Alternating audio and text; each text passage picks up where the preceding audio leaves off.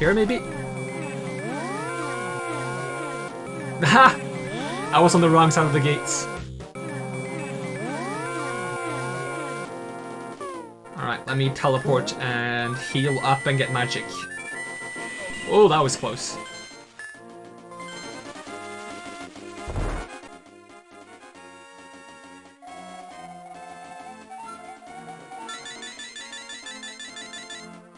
Alright, something came to my realization. I still have 19 hearts. I need to go get 20, because there's definitely 20 in this game, and I didn't get the 20th from defeating Aghanim, and I don't get the 20th from going to fight Ganon, so I'm gonna have to look around and see if I can find the remaining 4 heart pieces somewhere. And that's probably gonna take a while, because I don't know where to go. So what I'm gonna do is, I'm gonna just jump into the map here. I'll cut forward to whenever I find something seemingly relevant. I probably won't be able to do the fancy transition effect because I don't know what I'm looking for, so I don't know when to open the map to cue the transition effect to where I am.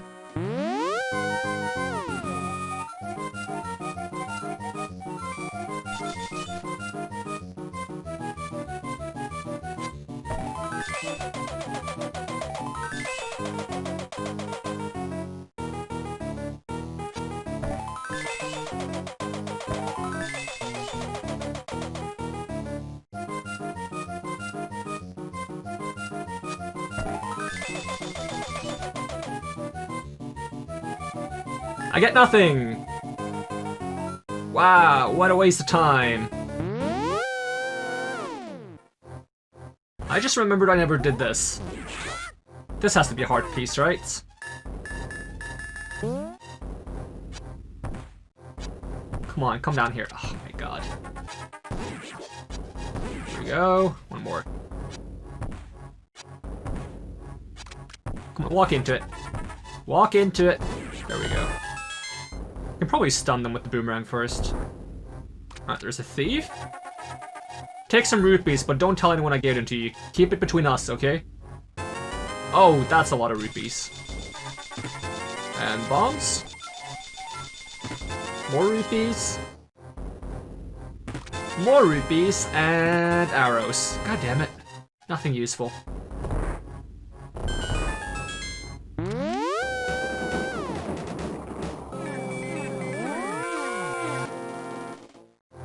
Ah, here we go. This is new. Maybe I should just bait these guys. Can they walk past this? They cannot. Okay. Wait, I wasn't even using the hammer. I thought I was. Ah, stay away from me. I just want to use my bow. What?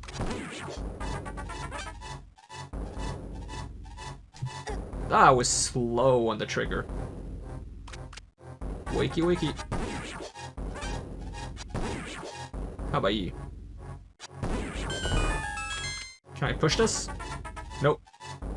This better be a heart piece. Yep. Alright, 1 down, 3 to go. Ah. This is proving to be a lot more difficult than I thought it would be.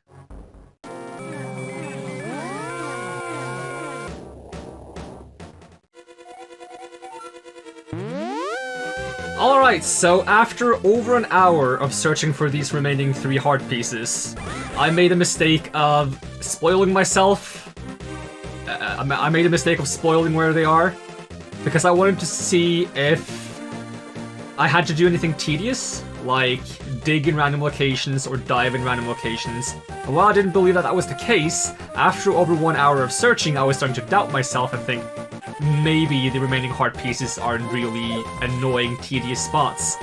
Turns out that's not the case, but now sadly that I know where they are, I know exactly what I need to do. That said, all the heart pieces are actually in locations I was familiar with, it's just I had missed them.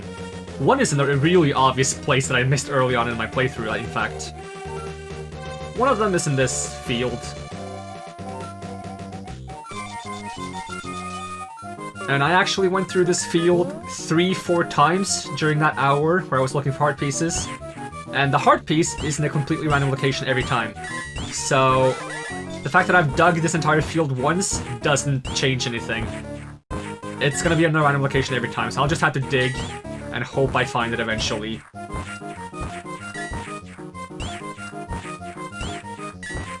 So I might make some cuts to speed this up, or speed up the footage. We'll see what happens. Oh, never mind, we found it.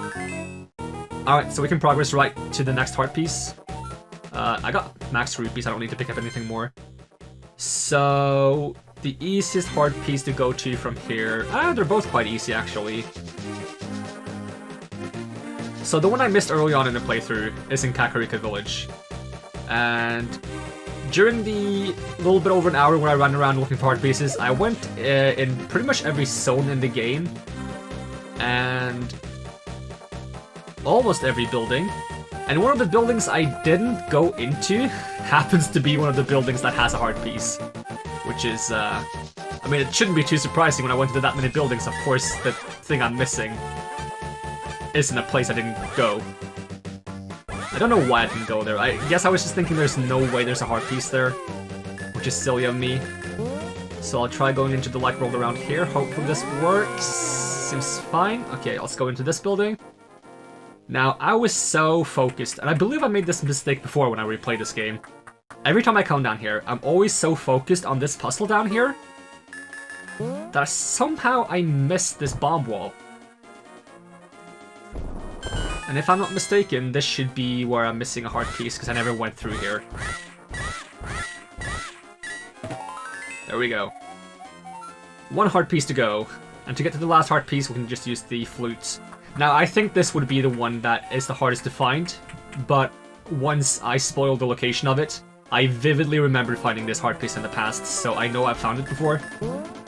I mean, I shouldn't be surprised by that, because I know I've had 20 heart containers, but... remembering the location of the heart piece so well after the fact that I've spoiled it, but not remembering it at all before I accidentally spoiled it for myself is kind of weird.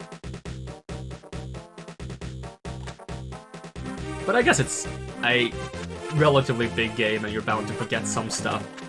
It just feels bad. I didn't want to spoil it. I just wanted to avoid having to redo all the temples, dig in random locations, and dive in random locations.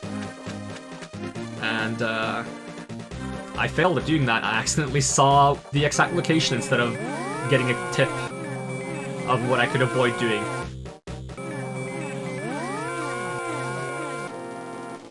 Because after exploring almost every single place in every single zone, I was starting to debate whether or not I should start checking out dungeons. Oh, I can't push this one? Wow. Can I push this one? Okay. I thought I could push them all. Oh, there we go, 20 heart pieces.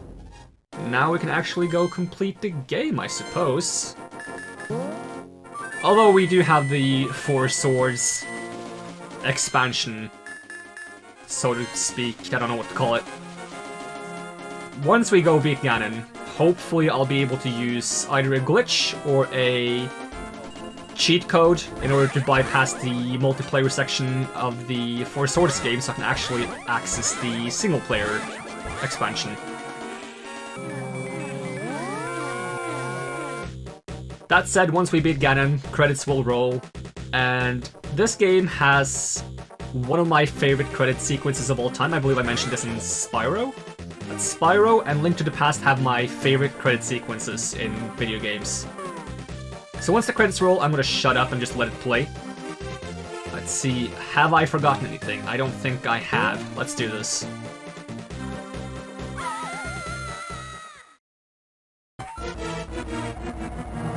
I never imagined a boy like you could give me so much trouble.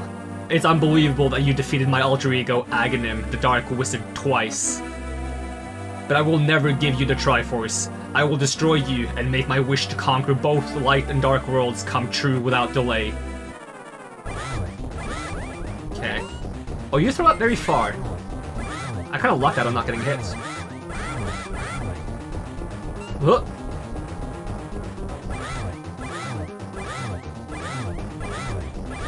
Okay, we're doing this now.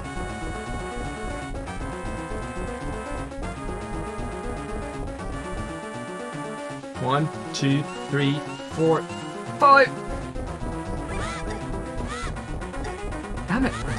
You do so much damage. That's not worth it. If I lose my fairy because I accidentally don't heal myself when I should, I will run away and try again. It's actually really hard to find a good opportunity to attack him here. That was really unlucky.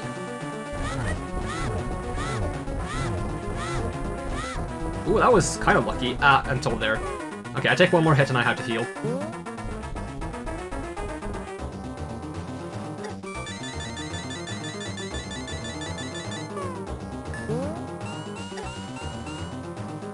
I feel like I want to rush through this phase. I think I might have beaten it, actually. Yeah, okay.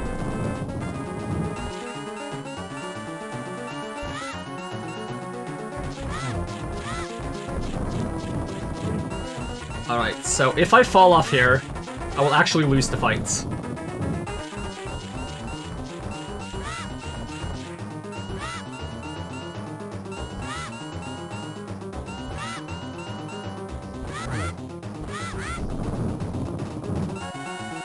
You're doing well, lad, but can you break through this secret technique of darkness? On guard! It's not dark yet, though, but it's gonna be dark in a second. Ow! There we go. Oh, he blocked my fire? Okay.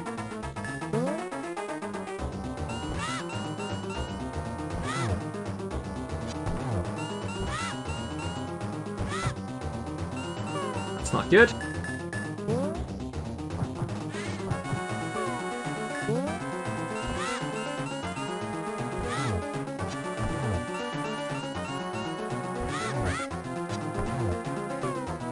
Okay.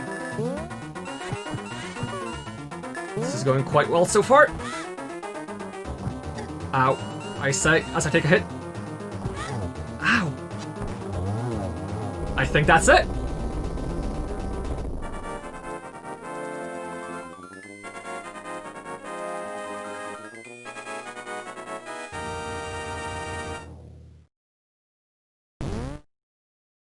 So, falling off here kind of puts you in a different room and you have to leave the area and re-enter, which causes the fight to reset. It also gives you an out if you don't have the silver arrows, because you need them to defeat the second phase. But now let's finish the game. I'm just gonna shut up for the ending here. Well, I'm gonna read this, but after that I'm gonna shut up. Welcome, Tarko. I am the essence of the Triforce.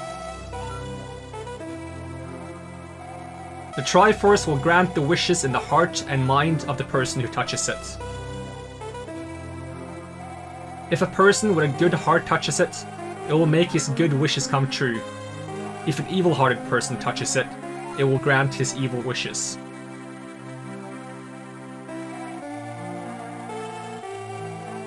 The stronger the wish, the more powerful the Triforce's expression of that wish. Ganon's wish was to conquer the world. That wish changed the Golden Land into the Dark World. After building up his power, Ganon planned to go on to the Light World to fulfill his wish. But now that Ganon has been destroyed, his Dark World will surely vanish. The Triforce is waiting for a new master. Its golden power is in your hands. Now touch it, and think of the wish in your heart.